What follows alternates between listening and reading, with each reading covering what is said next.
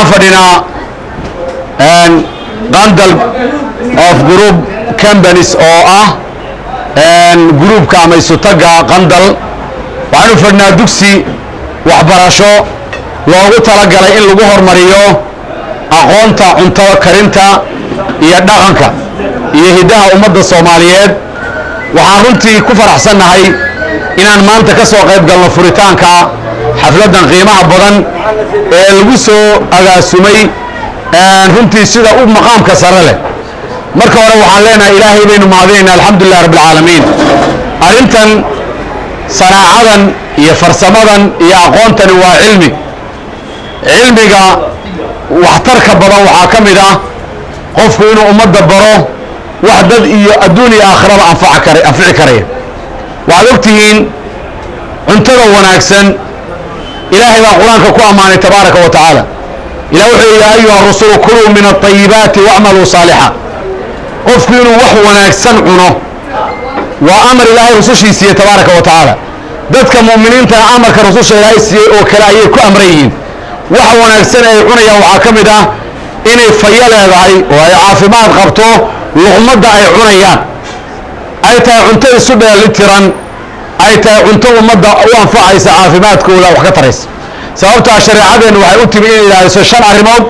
waxaana ka mid ah asixa caafimaadka qofka in la ilaaliyaa maqaasida shareecadu ay u timi bay ka mid qofka caafimaadkiisa waxa ugu horeeya lagu ilaaliyaana waa in la eego waxa uu calooshiisa gelinayo waxaa la yidhahdaa albatnu baytu daa calooshu waa guriga cudurka maqaasiinka cudur oo dhan uu ka soo baxo waa caloosha saa daraaddeed baa qofka muslimka waxaa laga xarimay dhiiggii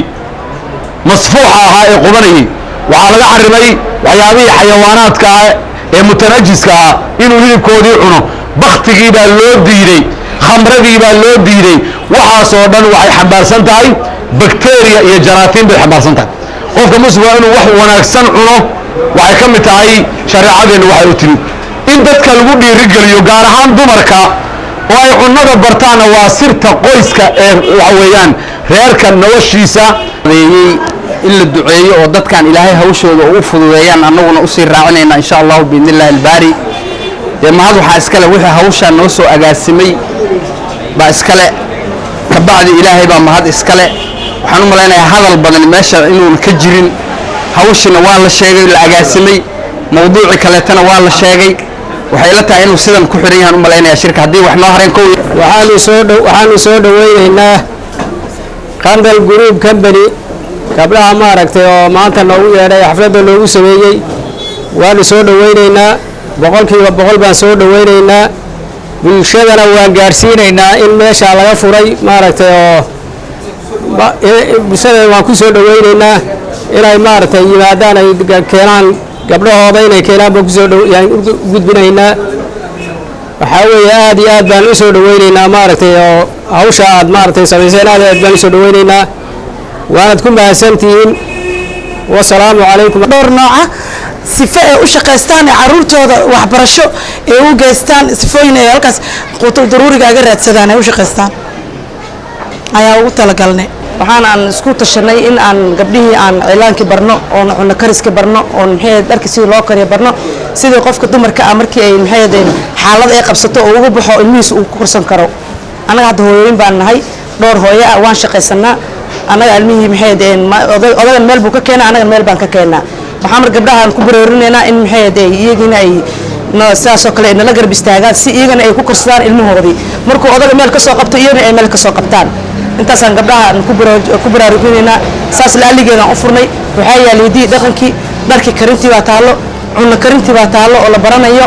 cilaan mariskii sida gabdhaha loo qurxin lahaa far soomaaligii iyo ingiriiskii iyo xisaabtii oo ka marnayn oo macallin joogo iyagana intaasaan maxayna aan ku tarsanaynaa maadaama aan nahay dad isku tashaday oo haween oo isku soo tashaday oo aan rabno inaan gabdhaha horumar gaarsiino si ay u shaqaystaan oo ilmaheeda u korsadaan inama group qandal oo ugu talagalnay inaan barno haweenka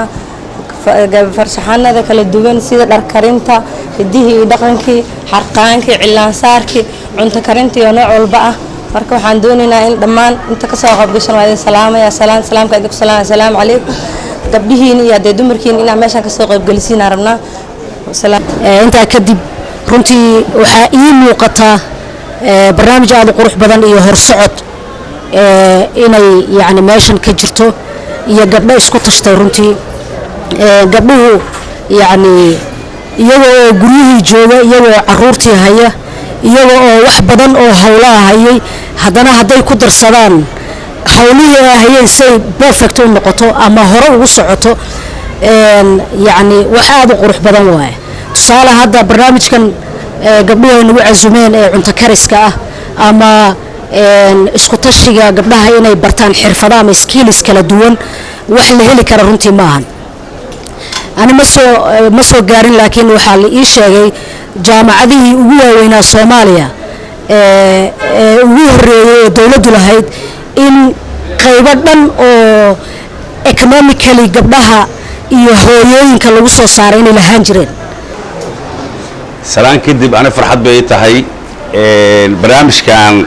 waa kii ugu horeeyay ee laga furo calanle ha noqoto hidaha dhaqanka ha noqoto dadka gabdhaha wax lagu baro faa'iidana oo waa soo dhaweynina wax badan hadal badan ma galeeno waxa weeye xilli adag baan ku jirnaa duhur weeye waxa laga yaabaa masaajid si loo soo aaday xaafadii laguma laaban